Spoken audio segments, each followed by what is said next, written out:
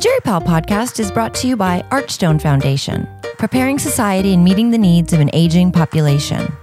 And now, here are your hosts. Welcome to the Jerry Powell podcast. This is Eric Wadera. This is Alex Smith. And Alex, we are continuing our COVID podcasts, and we have two very special guests with us today. We have two special guests from the great state of Indiana. We have Kathleen Unroe, who is associate professor at Indiana University School of Medicine and a scientist at the Regenstief Institute. Welcome to the Jerry Powell podcast, Kathleen. Thank you.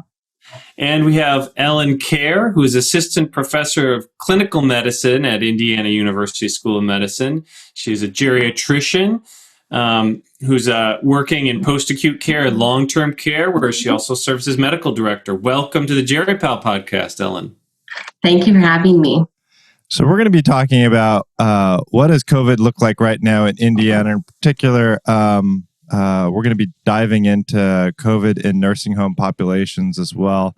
But before we go into those topics, we'd like to have a song request for Alex. Either of you have a song request for Alex?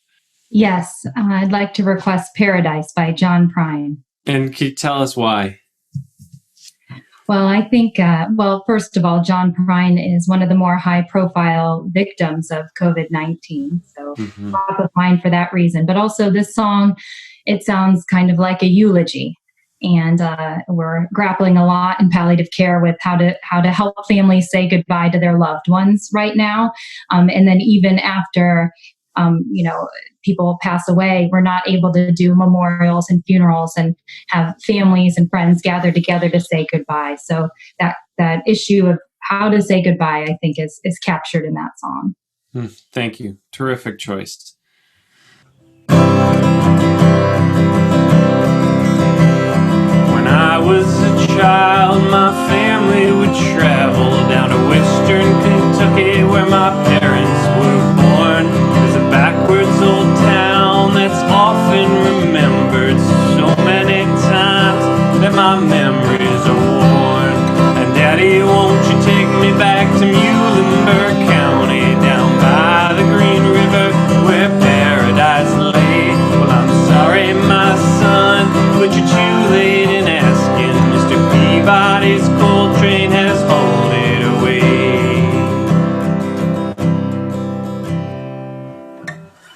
Thank you, Alex. Thank you. So maybe we can start with like a big picture overview. We've heard a lot about COVID in New York City and in Washington. What's it like right now in Indiana? Well, we're certainly suffering here as well. A lot of similar challenges. So we have about 6.7 million people in the state of Indiana. Indianapolis is about 2.5, 3 hours away from Chicago, just to orient people who aren't in this area. As of data from this week, from 4/21, we've had 12,438 total positive cases and 661 deaths recorded from COVID-19. So it's certainly hitting different parts of the state differently. Concentration of cases certainly in the urban area of Indianapolis, but there's a positive case in every county in the state. Now, I was just reading something on the news today about Indiana and COVID, where I read about a quarter of all deaths are in Indiana are nursing home deaths. Does that sound about right? I mean, it sounds consistent with the national data that's been reported, and nationally and internationally, it may ultimately be decided to be even higher than that. We're dealing with such extreme vulnerability in this population. This is now mandating reporting from nursing facilities, and so there will be better and better data collection around that over time. Yeah, I think one of the challenges that I hear from nursing homes, especially early on in this pandemic, is that when people were looking that they were dying, they didn't want to be transferred. Nobody was testing them. They only got tested if they went to the hospital. And even for some of those folks, if they looked like they were actively dying, the question was, why even bother with testing? So I think that these numbers are so fluid. We need to test. I mean, and now testing is more and more available, but it's really important information. When we talk about best practices for infection control in nursing homes, it's a lot about cohorting residents and the staff who care from them. And so you have to know COVID positive versus negative. So testing is an absolutely crucial part of the approach here. And my sense is that the epidemic in the U.S. started on the coasts, primarily, Seattle first, then New York and Boston, et cetera. And it's really moving into the middle of the country. Would you say that you're sort of on the upswing in terms of cases, or where are you in general? I'm not sure. I think there's hope that we may be flattening. Our first cases were people who had been at a conference in Boston and came back to the Indianapolis area. So those were the first known reported cases. So yes, that sounds consistent with my understanding of how it spread. But it's certainly we have community spread here like other places. And Ellen, what's it like for you right now? Where does it feel like it is for you? Thank you for asking. So I am in 4 weeks of my COVID-19 journey in the nursing home setting. So we had our first case March 24th, and we have had a significant amount of cases in our building. So this has very much been a journey. It's been a roller coaster. We've had highs, we've had lows. Everyone's shed tears, whether that's on the job or at home. But I will say my story and my clinical experience is surrounded by teamwork, compassion, and recovery. I've seen such incredible compassion on the floor. So thank you to all the nurses and CNAs for the hands-on care that they are giving. They are being so tender and reassuring to our residents. So thank you to them for keeping us going. We are very much looking towards recovery. So I currently have 3 wings that are quarantined. So they have all COVID positive residents. And we have 2 wings with COVID negative residents. We are still practicing social distancing as all facilities in the country. But yesterday we were able to take residents outside of the building to get some sunshine in the state of Indiana, which was incredibly meaningful to staff and residents. And then I'm happy to say that, we are going to get 80% of our residents through this without hospitalization. So we were able to care for these residents in place. And on Friday, we are going to start our round of testing in order to lift quarantine on some of those units. So by CDC recommendations, we're going to test on Friday, and then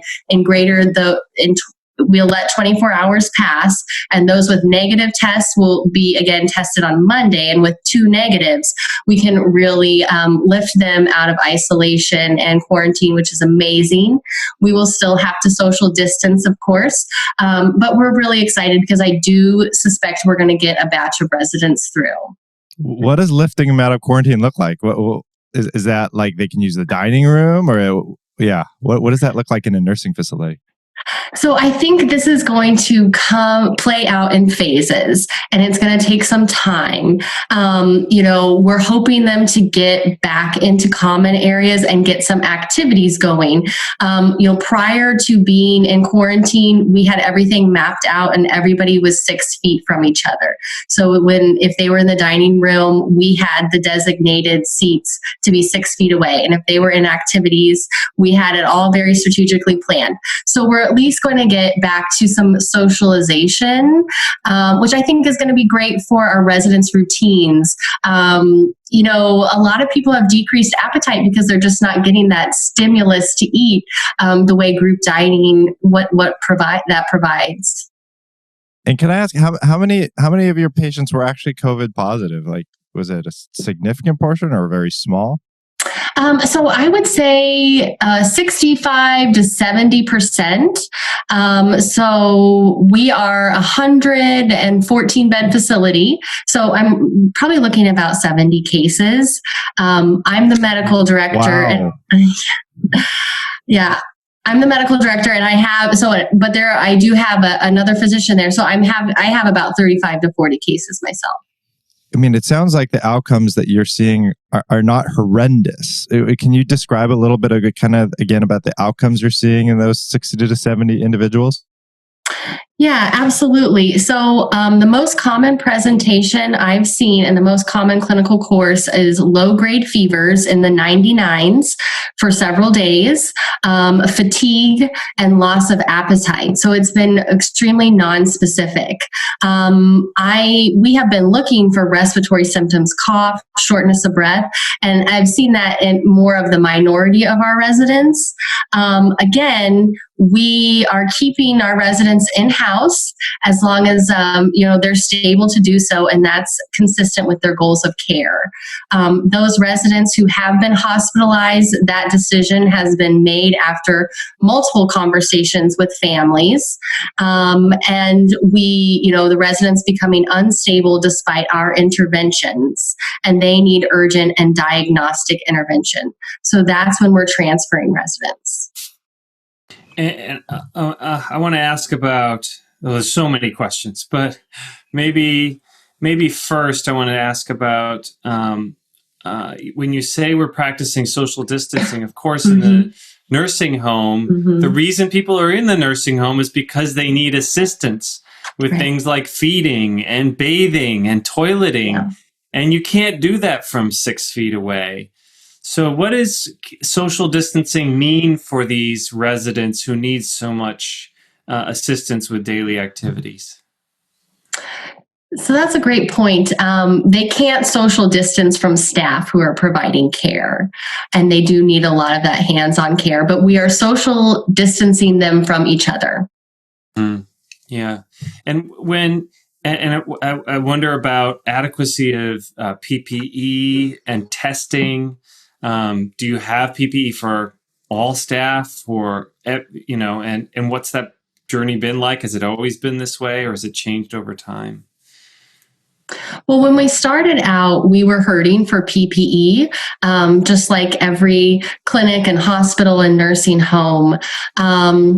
So a few things happened along the way with the PPE. So when we got our first cases, we received more resources. And we also were getting more instruction on guidance on how to preserve PPE. So right now we're doing okay with masks. We have reusable goggles and we have gloves, but the shortage is gowns. Reusable gowns, washable gowns is a wonderful resource. We just can't get our hands on those. So we're hurting for gowns right now. Mm-hmm. Well, I mean, the PPE is one of the biggest issues. And we can't keep people in facilities and take care of them unless we have adequate PPE. And so it's a huge issue for nursing homes, but assisted living facilities, had even less of these materials on hand. And so a lot of the supplies have gone towards hospitals. So I think nursing homes and assisted living facilities are rising higher on the radar for everyone, which is incredibly important. The gowns, I'll echo that. That's been the issue in my facility as well. Some people are using patient gowns, but those, of course, have the short sleeves. So people are sewing sleeves onto the gowns. It just trying to think of any creative solutions we can. But it's a major issue to being able to care for people in place and protect our healthcare workers. Now, I can imagine for a lot of nursing facilities, assisted living facilities, the question when they have the first positive patient or the first positives is just get them out of my nursing facility so they won't infect others. And then trying to keep a COVID negative nursing home by getting those individuals out. We hear that a fair amount from nursing facilities. I think part of it is also recognizing that if you have 2 positives, you likely have at least 2 positives that you don't know you have because they're asymptomatic. How did you guys think about this in your facilities? And maybe on a grander scale too, Kathleen, in Indiana. Well, or Ellen, why don't you go ahead and go first talking about your facility? Sure. So our index case was a resident who had a negative workup, and she was becoming unstable. She was crashing before my eyes. And so we sent her out 911, and I called her daughter and I said, I'm concerned about COVID. And so she was tested, and that test result came back quickly, less than 12 hours. And she was COVID positive. So that's how we learned that we had COVID in our community. So this was concerning to us because she was a long-term care resident, and we had restricted visitors for weeks prior to this case, and she hadn't been out to any appointments. So there is COVID in our facility. We're screening staff. We're checking for temperatures. We're checking for respiratory symptoms. We're not letting any symptomatic staff work. But yet we know that this disease can transmit from asymptomatic and pre-symptomatic hosts. And I believe that's how we're getting it in our long-term care facilities. And, we were struggling for PPE at that time, and we have to be meticulous when we reuse it. So it comes into our facilities via those asymptomatic spreaders. So I knew I had to kind of do a pretty wide look, trying to test as much as I could in that wing, testing the roommate, testing those with a shared bathroom, and testing staff that have had contact with the resident in the last 14 days. And we did have 3 asymptomatic nursing staff that were caring for residents. So then we knew it was going to be widespread throughout our building, just because our nurses had it. And so then the State Department of Health did come out and do testing and help us with cohorting.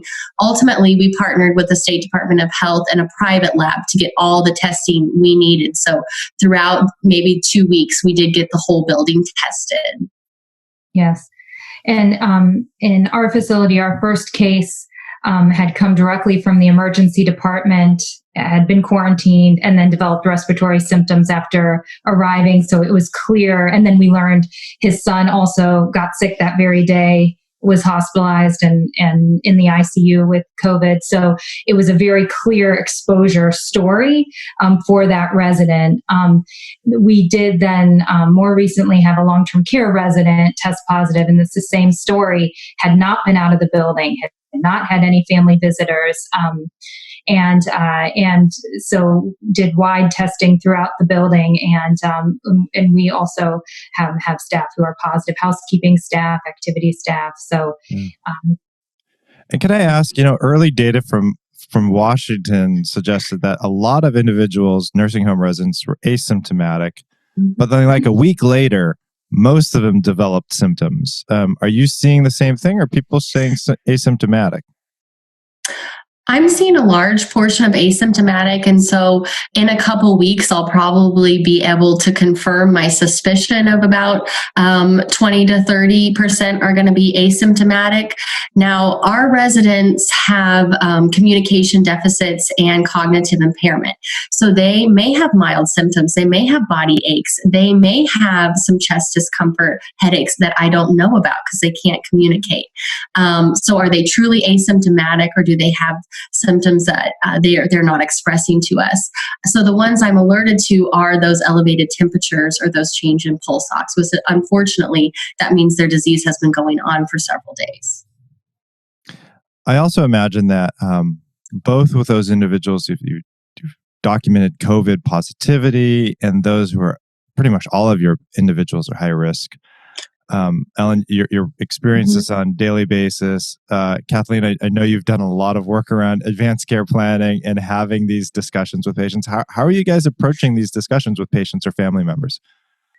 Well, it's certainly, and I think you've had this as a topic of a few of your podcasts. It's not advanced care planning as usual.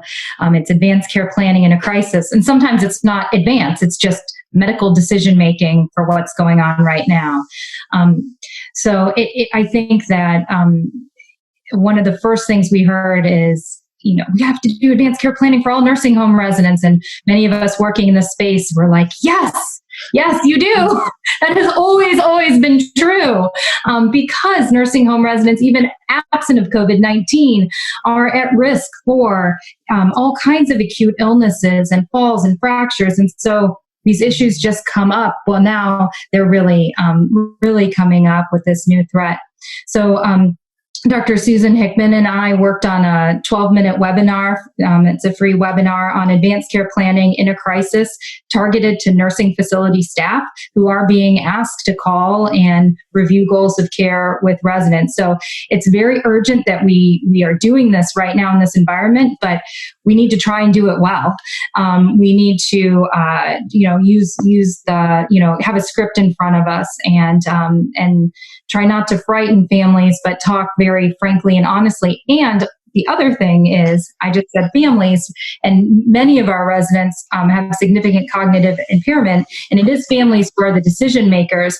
But since we've lost the ability to sit down in person with the resident and the family member, we also need to be careful we're not cutting residents out of these conversations, and making sure that this truly reflect resident goals of care or their surrogate decision maker, with the residents unable to do this. So incredibly important issue, high on the radar, but just trying to guide people towards best practice.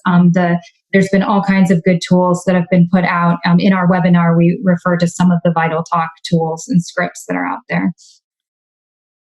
That's terrific. I wonder if you want to say something more about your work on Project Optimistic and your company Probari and how they fit into this epidemic. Sure. So I'm the project director, and actually Ellen is the associate medical director of Optimistic, which is a CMS clinical demonstration project. It's a $30.3 million project designed to reduce avoidable hospital transfers of long-stay nursing facility residents. And it started in 2012 and is ongoing through fall of this year. And as part of Optimistic, we've embedded additional staff into several nursing homes in central Indiana and had very exciting results over the years in terms of being able to partner with nursing facilities, implement this evidence-based clinical care model, and reduce overall hospital transfers. Based on the success of the Optimistic clinical care model, I founded Probari, a healthcare startup 2 years ago, whose goal is to work with nursing facilities to implement this clinical care model. And so it's a novel nurse role that's supported by evidence-based protocols, workflows, and software. And we have contracts to do this in Michigan and in Ohio, and we were actively working on these when COVID-19 happened, these last months. Our team became very focused on what can we do to meet the immediate needs, especially in our state around us. And Probari has partnered with the Indiana State Department of Health to support statewide efforts to do education and outreach to nursing facilities and assisted living facilities. So Probari nurses are working alongside Indiana State Department of Health nurses to call nursing facilities and assisted living facilities with both their test results, but also how do you cohort residents? What does best practice infection control mean in this setting? If it's a positive case, what are we going to do now? What are the immediate next steps? And what happens next? And if it's a negative case, how do we prepare? What do you need to have in place now in case you do have a positive case in the future? So we've been doing that work. I think it's been 3 weeks now. It's been a very busy time, but just very grateful to have these local resources that we were able to quickly connect with state government. And any big lessons learned in the last 3 weeks while you're doing this, and what your nurses are learning from doing that consultation and that boots on the ground work? Well, I think we're all learning here. I mean, it's been amazing on the clinical side as a physician. On Monday, something is best practice. By Friday, it's not. And that's the same everywhere. So the state regulators are putting out new guidance as we understand what best practice looks like in this setting. And nursing facilities are working very hard to respond to that, but it's a changing landscape. And so that's why having, more people and more FTE, more workforce to be supporting nursing facilities and trying to understand what the regulations are, what best practices is necessary, because it's not static. Yeah.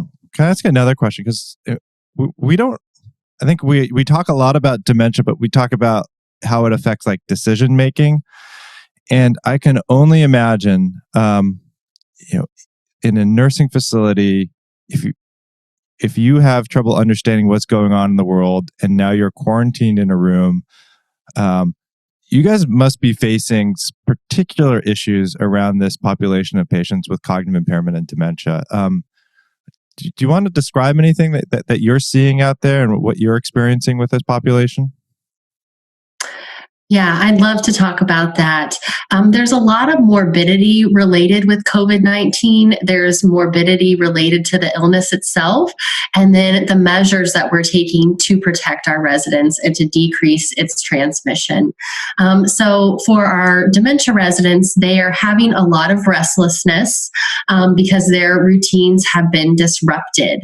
Again, since we're not doing, group dining, I believe kind of their internal clock is also being disrupted. They don't have that stimulus and that routine in their day.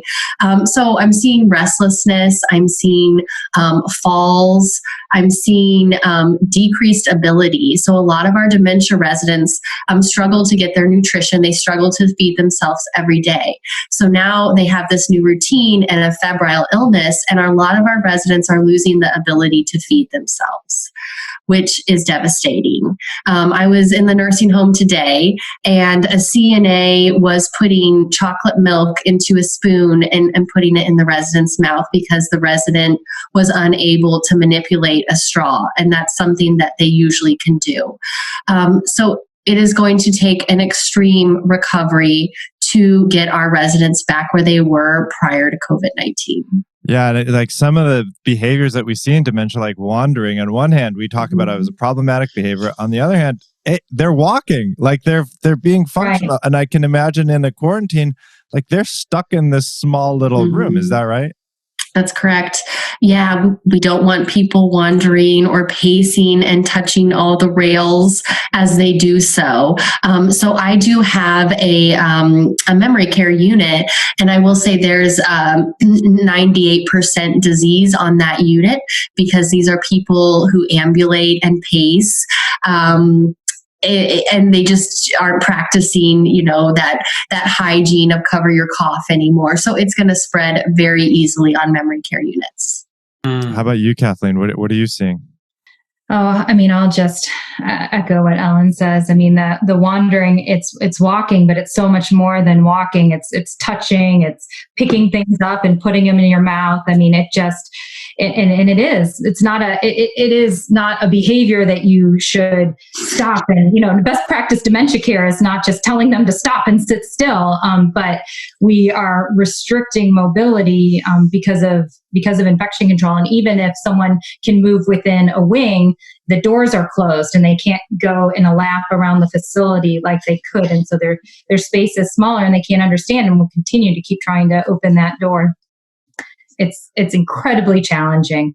And in assisted living, it's just magnified. These are people's apartments, people's homes, and it's even more difficult to think about how you could move and separate people in that setting. Mm-hmm. You're sticking with the assisted living for a moment. I know that you were part of a task force with AGS that's publishing a paper on guidelines for assisted livings in the setting of COVID, Kathleen. Is there anything else that you want to say about assisted livings and what's needed there?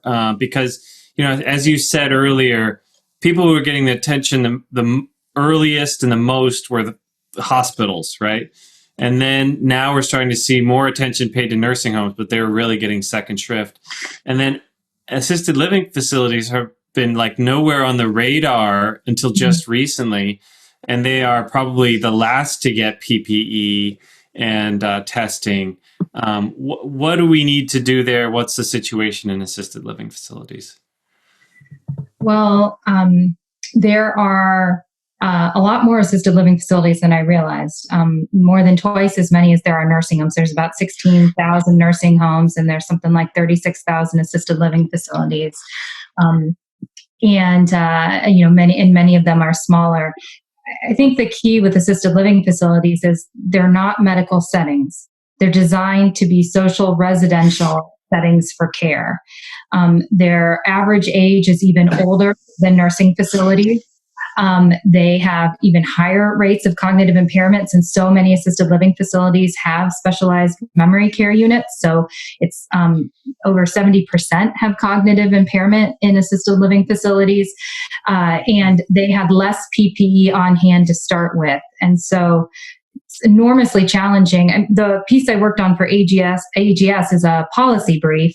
And I just was reading this morning, JAMDA, has an editorial about assisted living facilities. I think we're naming the problems pretty clearly. And we just need to keep talking about what are the solutions. We have to confront this. And I think also we want to have the same expectations in terms of infection control for an assisted living and a nursing home, but they do not have the same resources, the same physical layouts, the same regulations. And so it's incredibly challenging. Mm-hmm. But PPE and testing.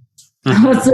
We need to focus up. Let's focus on those things. Yeah. Well, can I focus on one other thing? Because I think this idea of like applying the same standards to everybody, it seems like people are trying to do that, but there's some things like a visitor policy.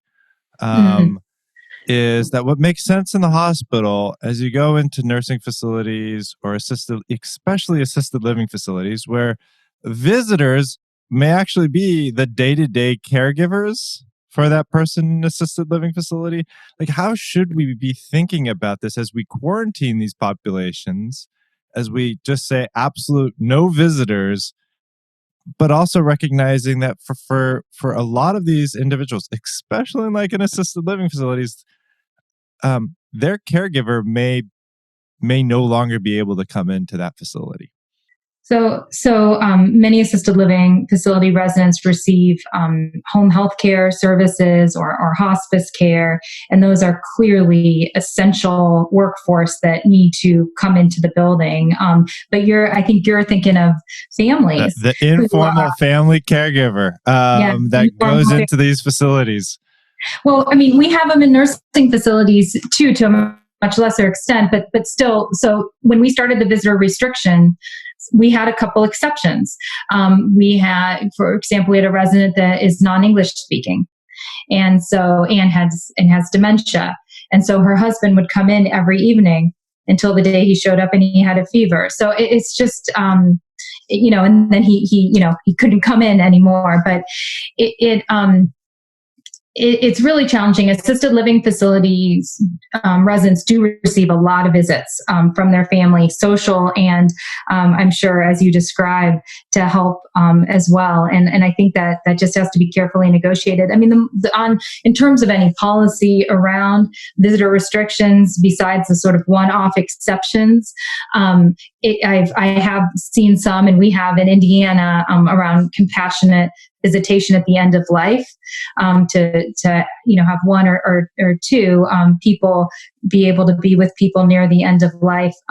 But I've recently heard a story of an assisted living facility. As their first case was after they had a situation like that, multiple family members were at the bedside, and after that, that's how they feel they got COVID-19 into their facility. So naming the problems, but struggling to find the solutions here. And I think, though, it speaks to there has to be some flexibility and an individualization at the, say, assisted facility level, because assisted living facility level, because they have different layouts, they have different populations, they have different staff capabilities, and so they're just going to have to problem solve that. And so, that's where our nurse team can help with that. That's where state departments of health can help. The trade associations in the nursing home space have been putting out tons of guidance and technical assistance in this area, trying to support facilities through this and, communication with each other. I want to ask about, we've asked other people what this is. You've talked about, staff have been sick, and, what is this like for you? What's it like for your staff? How are you dealing with this personally? What's it like, Ellen, to come home after, a day at the facility? What's this been like? Well, I think it's been an emotional roller coaster. We have a lot of good moments because I am surrounded by a great team and they are giving excellent care, and we are getting our residents through this. So we have a lot of bright moments. There are some dark moments when you see staff using PPE, improperly, kind of due to lack of education. When you see your residents not be able to eat, or when you have a tough conversation with family, it breaks your heart. It's devastating. Even losing one resident to COVID-19 is devastating for the whole facility, for the staff, for the families. So there's a sense of loss and grief. I will say that when I was feeling dark, I wasn't exercising, I wasn't reading, I wasn't kind of sharing my thoughts, but I realized that's just not going to work. So enjoying my family, picking up a fiction book that's non-medical has been a great support, getting some exercise and some fresh air. My colleagues have been an awesome support. It's emotional. So I want to make sure that did I think this through clearly? I'm making the best decisions with the data I have, but we know our data, we get more every day, but it's still somewhat imperfect. So they kind of go through my plans with me and make sure, I think that you're thinking about that correctly, which just gives me tremendous support and the confidence I need every day. So, we're just going through it day by day, and, we're going to recover. We're going to be at this for a long time, but we are going to get our staff and our residents through this. Yeah. Kathleen, how about you? I agree with so many of the things that Ellen has highlighted in terms of the importance of continued talking with colleagues and self-care. I am worried about our staff who have deep and long-standing relationships with these residents, and who are in the facilities for long shifts, and it's very stressful. They're also dealing with family members who are so stressed out as well, and trying to communicate with them and keep them connected to what's happening with the residents. So I think that the staff in nursing facilities is going to need a lot of support right now and over the long term. Mm-hmm. Their hearts are in this and are with the residents. And like Ellen said, it used to be when you had congregate dining, you could have 4 residents at a table, and you could have an aide feeding, these residents and queuing and helping them, drink and all of that. And now it's all room by room. And so, it's a lot of work. It's really intense. And so they've had to, change their jobs around, in ways that are really challenging. So, mm-hmm. They need a lot of support. So you're right to highlight that. So I have 2 more questions. I know Eric has 1. Okay, my last 2 questions. First is, Ellen, I think you wanted to give a shout out to the workers in the hospital who are caring for your patients. Do you want to go ahead and say something there?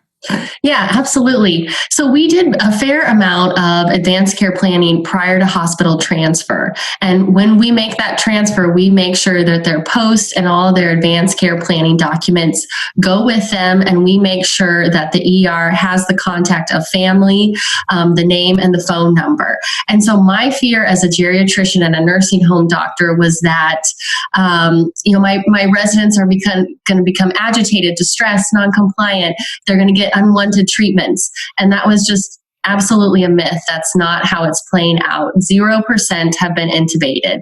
0% have received CPR. A large percent are getting geriatrics and palliative care consults to continue to support these residents and families.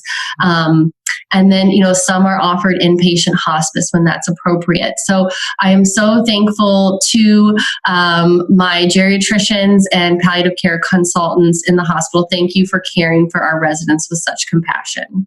Mm-hmm. And I'll add that Ellen's been having this experience, though, a lot because she and the nursing facility have been so proactive in making sure those documents and those wishes make it into the hospital side. Because I have heard other stories of a nursing home resident arriving in the emergency department, becoming unstable and getting intubated, and then, 8 hours later, more paperwork arrives from the nursing facility or the hospital staff calls. So making sure that's with them when they hit the door of the emergency department is so critical. And yes, I agree. Our hospital colleagues are happy to honor those wishes and follow through with those plans of care, but we must make sure they travel across settings. In the emergency department, in usual times, often a family member would show up and be there to help, give context. And now, there's no family there. So they're having to make quick decisions sometimes without any other people to provide the information. And that's why that warm handoff, that phone call whenever we're transferring someone out is absolutely essential. And the ER docs are grateful for it.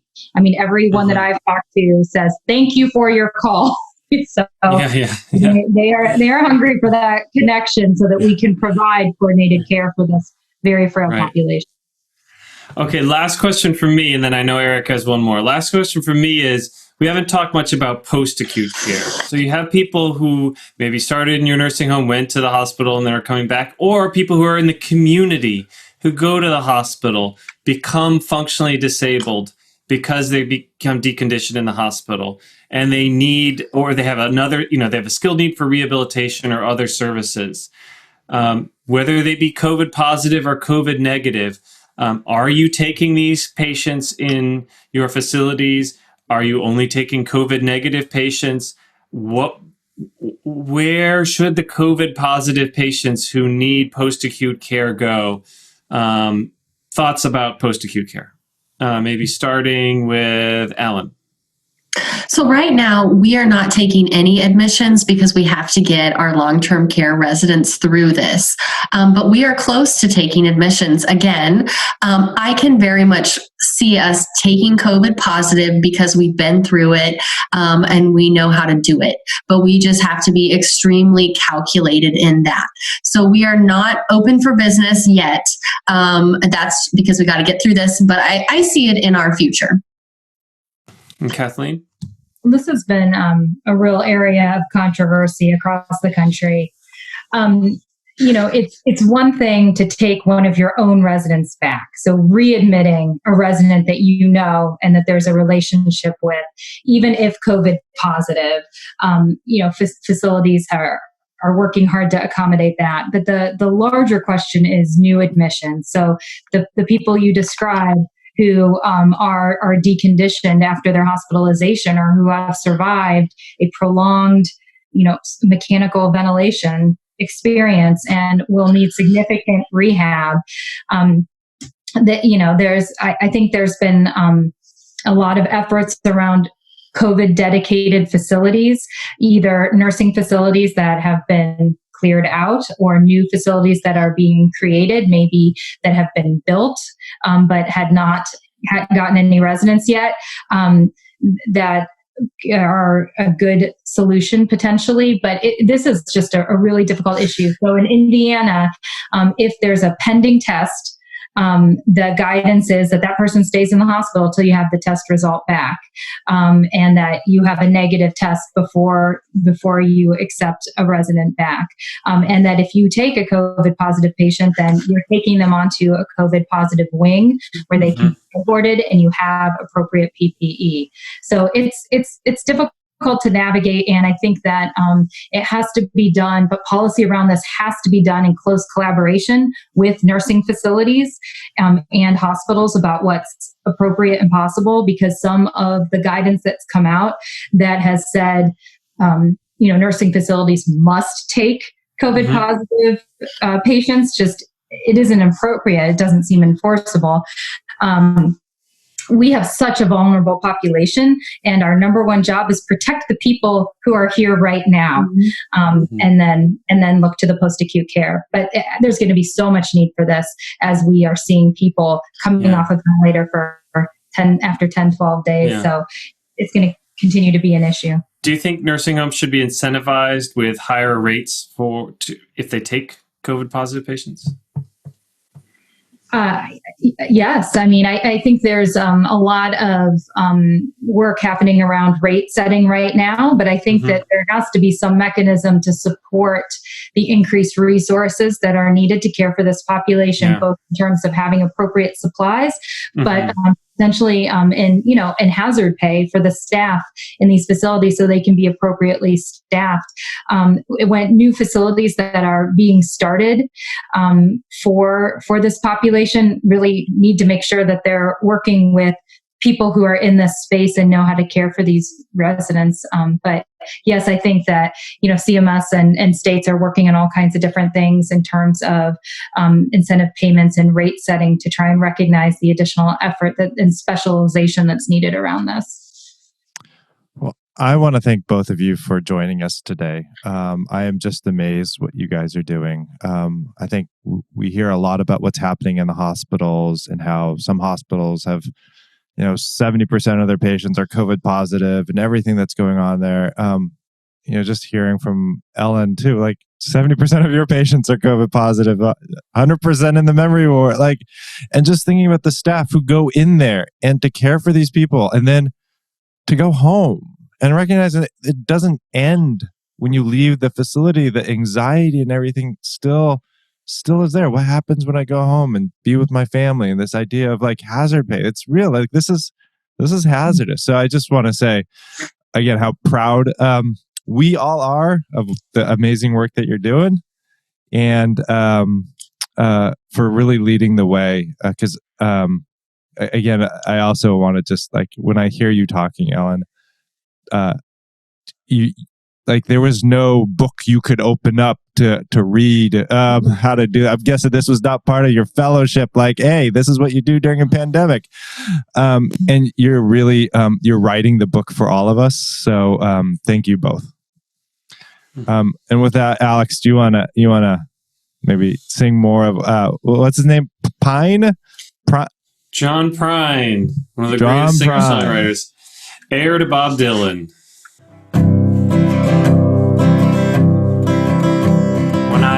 Let my ashes float down the green river. Let my soul roll on up to the Rochester Dam.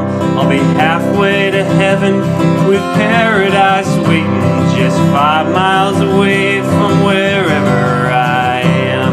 And Daddy, won't you take me back to Muhlenberg County, down by the green river where paradise lay? Well, I'm sorry, my son, but you're too late in asking. Mr. Peabody's coal train has hauled it away.